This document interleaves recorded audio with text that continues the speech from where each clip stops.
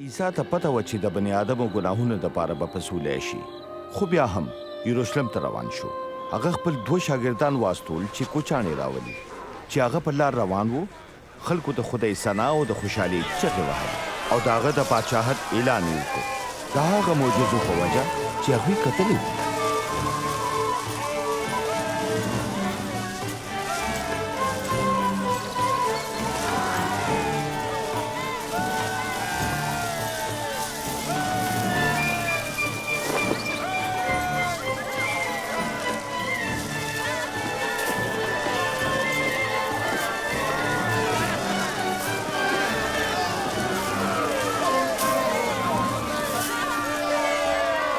استادا دا خپل مریدان دي غلي کا. زه تاسو ته وایم که چېرې هغې غلي پاتې شي نو بیا به کاڼي په چغو سر شي.